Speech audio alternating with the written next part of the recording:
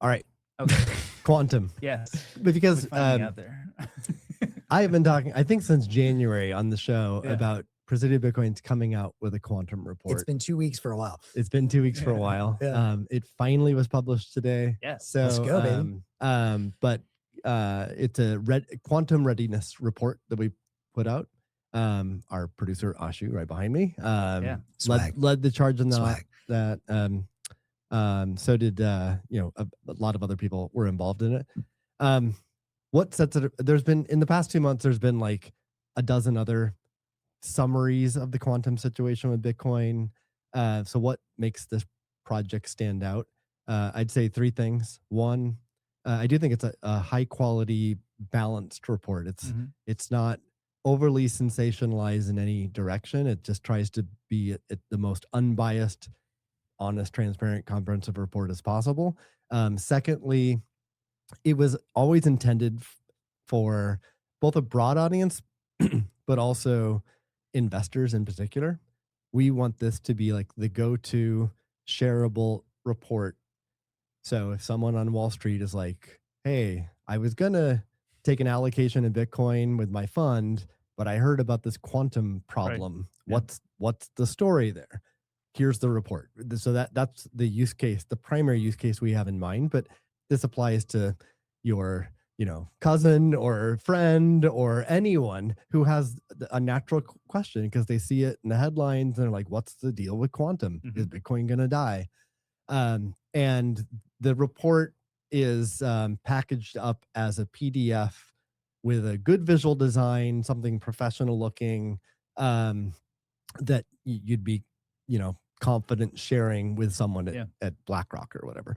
And the third differentiator is that it's, we felt it was important that this isn't just a one-time document, because even in just trying to get this out the door,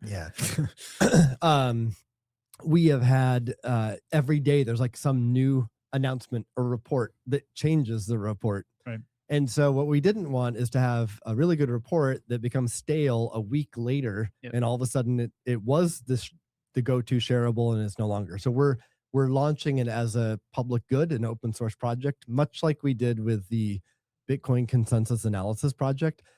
So we welcome anyone to contribute to this report. It's a living document. It's on GitHub? It's on GitHub. Yeah, so it's not just a PDF, but it's on GitHub in Markdown. Is it in the Presidio Bitcoin GitHub? Do we have a GitHub? Oh, yeah, I believe so. Oh, nice. Or I forget. How do we contribute? Or I forget the URL offhand, but on our X account, on Presidio Bitcoin's X account is where we announced this project. There's a link to the GitHub there. That's where anyone can contribute. So yeah, you can file issues, you can open up discussions, and you can of course contribute PRs as well.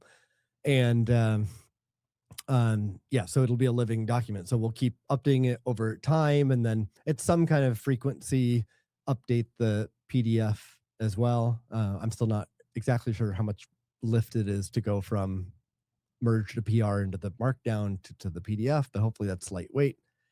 But yeah, so we're super excited about that.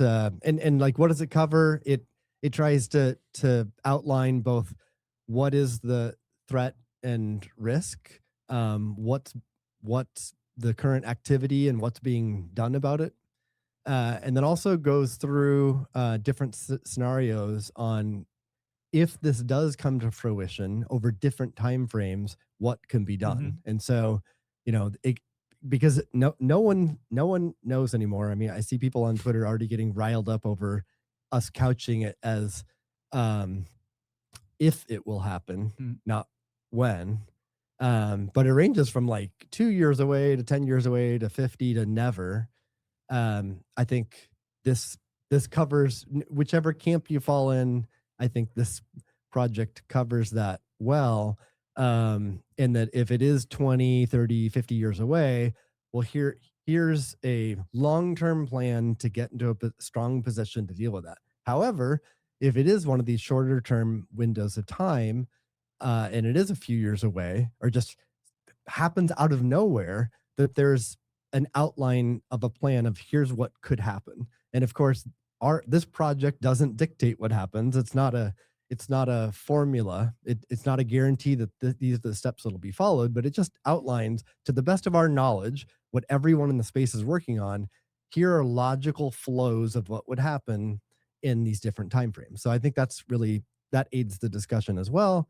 For anyone who is in the position of like, what can Bitcoin survive? What will it do if it happens in 2 or 10 or 50 years? Well, read this, and do you find it credible or not? It links to a bunch of resources and projects. I was gonna say, there's a lot of people in the quantum, let's say, debate who have a financial interest in quantum happening sooner or later. Like maybe if you run a quantum company or you've invested in it. I think there's always, I always ask the question of like, what are the incentives and are we seeing the real story and stuff like that? I think, something about this report is there's no sort of financial incentive behind any of the people who contributed to it. But I would guess that there may be people who come in and debate and discuss it or want to sort of merge in different PRs that may have a perspective influenced by their positions. How do you go about kind of, I'd say it begins with neutrality, but how do you sort of maintain that neutrality?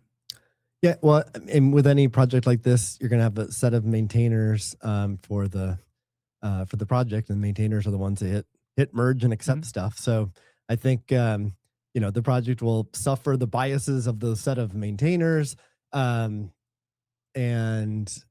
it's a responsibility of not only the maintainers but anyone who is engaged in the project and in reviewing to evaluate any kind of change and evaluate on its merits, perhaps try to understand incentives behind the person submitting it. But it's no different than Bitcoin Core or any project.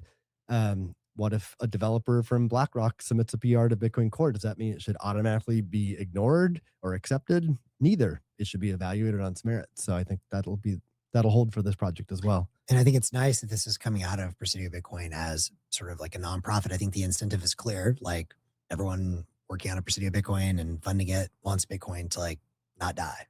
Yeah. So I think that's a very clear incentive. One and I'll point out, we are so neutral that even though some of the generous backers may have a financial interest in other things around it, we will pull no punches, right? Steve has made commentary until we get acquired for $100 million. That is. but the point being, I think we're really truth seeking and really don't have a financial interest in other than wanting Bitcoin to succeed. Yeah, we want to help Bitcoin succeed, right? Yeah, I think it's investing in like a quantum I'm not or something. I'm not aware of any contributors to this to the date, and the maintainers having equity interest in quantum companies. Right. It's probably reasonable to suspect all of us hold Bitcoin and are long Bitcoin. But what's interesting about that is people who are long Bitcoin fall into all these different camps. Some are in the hysteria, quantum is going to kill Bitcoin, and in a year we need to act. No one's doing anything. We need to act right away. There's others who are like, it's FUD. It's physically impossible. Yeah.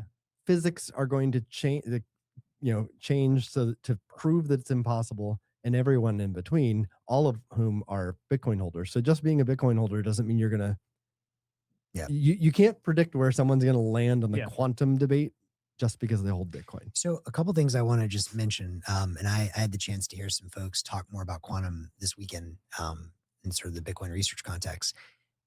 And a couple of my takeaways, which I think dovetail with this report. Number one, I mentioned before, one of my biggest concerns is the Bitcoin community embracing AI enough and tracking Anthropic and stuff? I still think, as I mentioned to you guys, one of the top things we could actually do is help more projects, including Presidio Bitcoin and some of these open source maintainers, get hooked up with Anthropic and use more of those tools as they're doing research around everything, including quantum. But two, it seems like we are making great progress on a variety of fronts. Obviously, the blockchain research, it looks like there's going to be some other groups that are doing their own stuff, which is awesome for like post-quantum resistant cryptography applied to Bitcoin. Amazing. That's only going to get more efficient, especially if AI helps there too. The big question that I had that it seems like this report is definitive on is, when I was a bit more concerned about quantum, I was concerned because I thought it would take a long time to move all of the coins that are potentially affected. And I think one of the big takeaways from this report, correct me if I'm wrong, is the 80-20 of value stored in keys that are not quantum resistant could be moved in like a day. Is that true? Yeah, and the report walks through the math. That, and we talked about this in the show too. My instincts were that that was the result, and now we actually have real numbers behind it. But in some kind of event where there's a mad rush, like break glass, oh shit, the quantum computer is here right now. Yeah, I mean, so in the extreme, if it's here right now, well, then it's. I mean, it opens up questions though. How much does it cost to crack a key? I mean, it might be here right now, real, but it takes a year and $100 million. Right. Well, then you still have time. But if we're in the most extreme scenario where it's costs nothing, it's real time breaking. Well, then even that is not enough. I mean, then you're in a situation where you're like, the Bitcoin ecosystem will come to a consensus saying this was the last valid block. We're going to update all the systems and then we are. Well, we are. Hold on. No, I mean, like, name something better. Yeah, what's the better? I'm not saying it's good. I'm saying name a better solution than that. You do nothing. But then like one person has all the Bitcoin. I mean, then you're it's like whichever. Well, no, anyone who spends Bitcoin is going to. Oh, if you could do it that fast. Well, then I said real time. I'm saying the extreme scenario. Even in the extreme scenario, my intuition, I'm open to whatever it would be that the attacker keeps stealing it until people stop, and then a hard fork, or not a hard fork, an upgrade is rolled out for the new signature scheme, but people that keep using the old signature scheme. But the attacker would have like 6.5+ million Bitcoin. Yeah, I mean, I'm pretty hard in the camp of you do nothing to ever change the old coins. That opens up the debate too about what to do with vulnerable coins. Do you freeze or let them be stolen? Let them be stolen. Yeah, but I mean, a lot of people feel differently about that. So like, there's no. We can't have a discussion here where we conclude like this is definitely the right answer to either of those questions. Right. But I am quite certain there'll be hot topics. I'm sure there will be hot debate. And the report talks about the hot topic of what to do with Satoshi coins. Yeah. And the same would apply to this extreme situation where it catches off guard. It's real time. It's cheap. And do we reorg around a block? I think that'd be a super hot topic. But that's the super unlikely most extreme scenario. Yeah. Much more likely ones are there's time, and yes, most of the value could move in a day. In that extreme scenario, okay, the attacker gets 6.25 million, it tanks the price short term, but like the community does not fork because the whole ethos is no forks. Like, we'll never Ethereum this. How quickly, like, what would happen if you said, okay, we're not going to force anything, but we want to get the new signature schemes out there for willing participants to use ASAP? Like, how quickly could that be rolled out? The new signature scheme, like if break glass right now. Well, again, there's a range, right? I mean, like, let's take the most extreme scenario. I don't know exactly the status of the Blockstream work, but let's just say it's been coded. So in the extreme scenario, even if it's not been like super properly tested and vetted and reviewed, I mean, it could be merged into core immediately, contact a few mining pools and a few exchanges, and boom, like within 24 hours. That's certainly not like the healthy way to do it, ideal way to do it. But in some kind of break glass, that could be done. I mean, and history has shown it can be done. Yeah. The 2018 inflation bug, that was done within that type of time frame. Yeah. It was properly disclosed.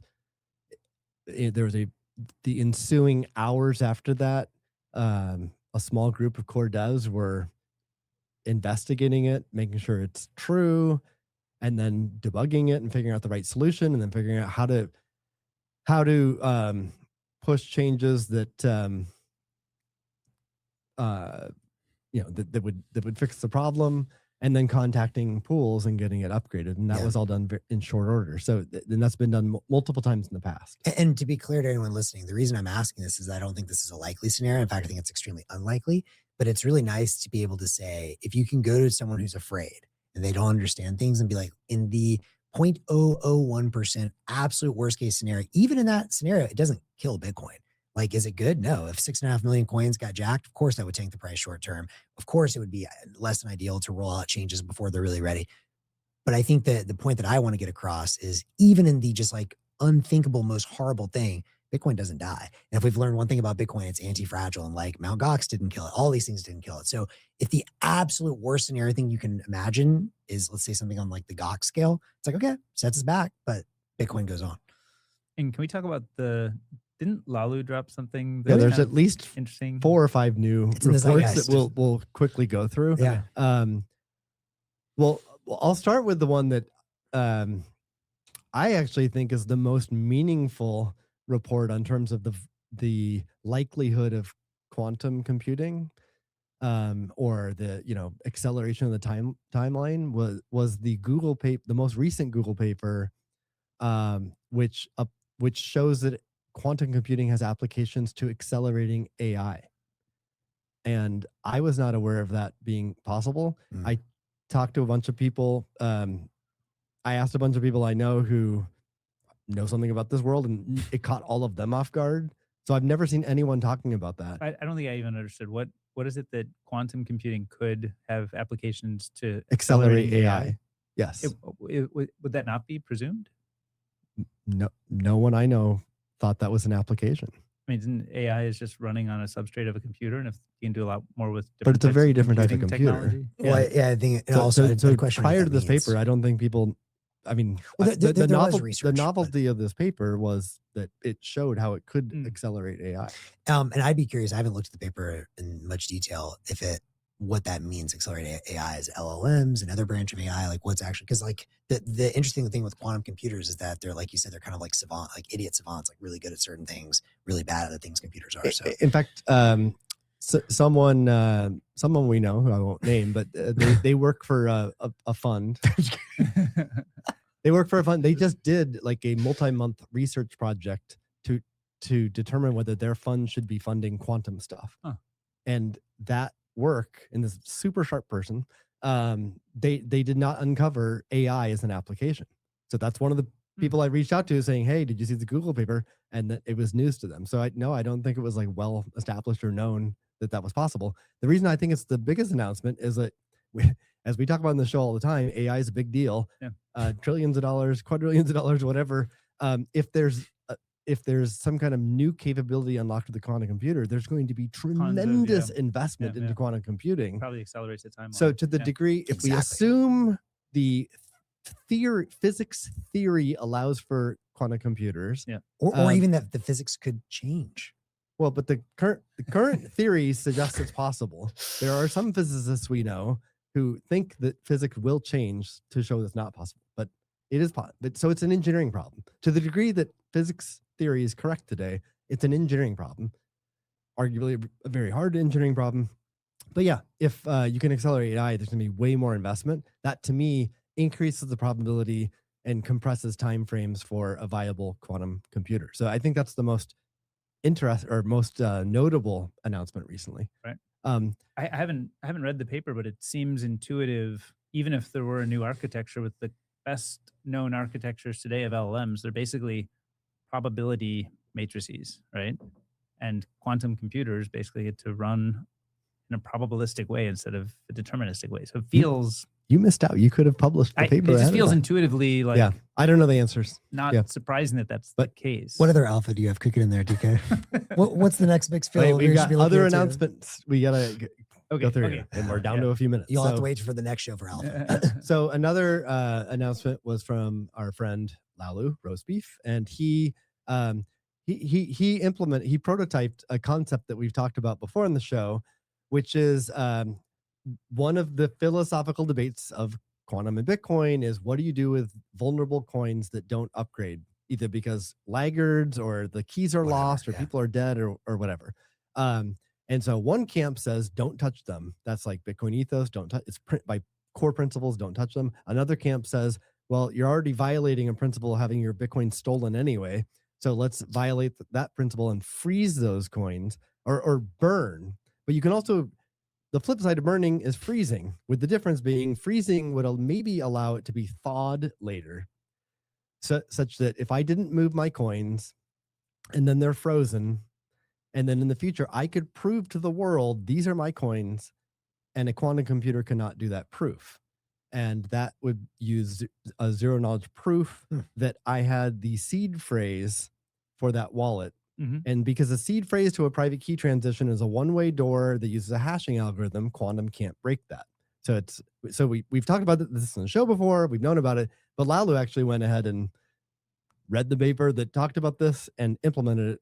So it's just another nice progress in the space to, there's papers and then there's code. So it's nice to see Lalu produce the code and actually prove out that it works. He also, through his implementation, demonstrated just how much further work there can be for performance tuning. I think his initial implementation, like the proof was like over a megabyte, and just through other contributors reached out to him and helped him tune things. And maybe, I forget exactly. Like an hour of GPU time or something.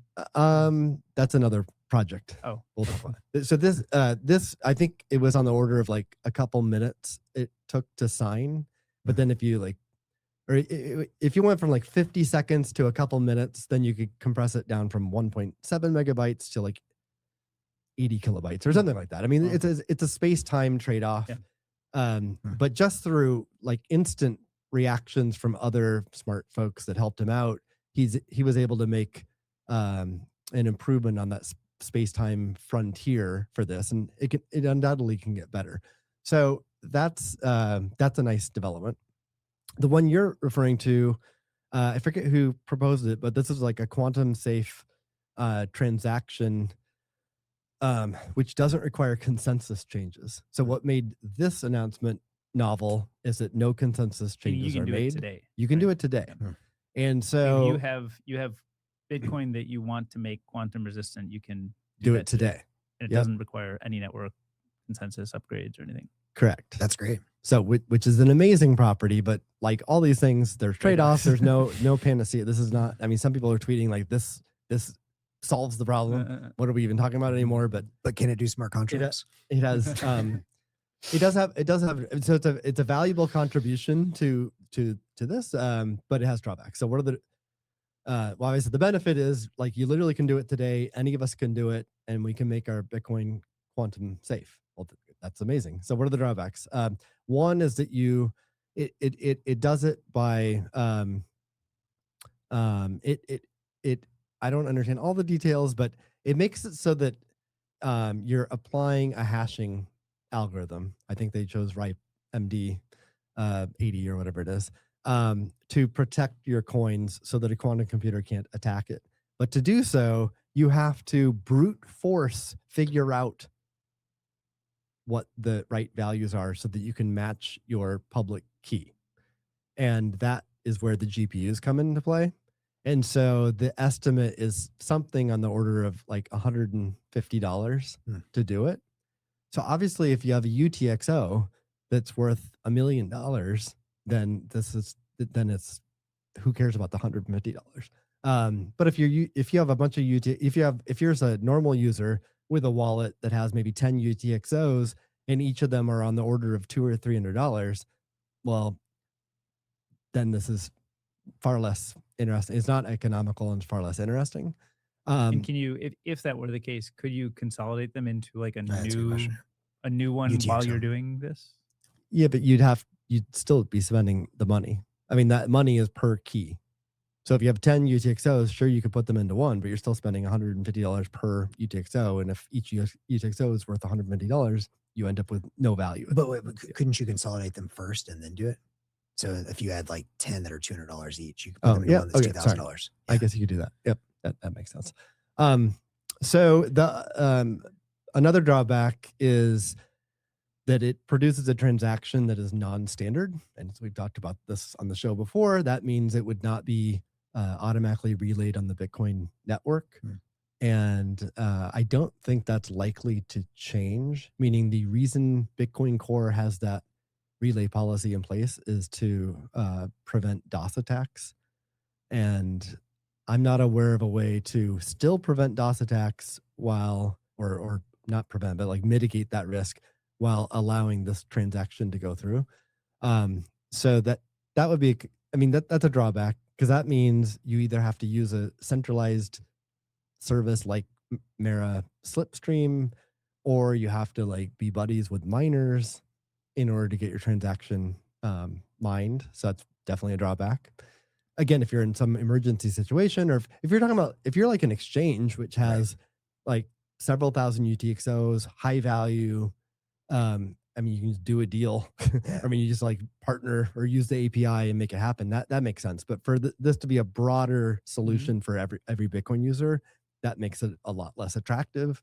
And then lastly, yeah, I believe code was produced and it works, but I suspect it's like prototype stage. So would I actually run out and use this right now? No, because I don't think it's an imminent threat. And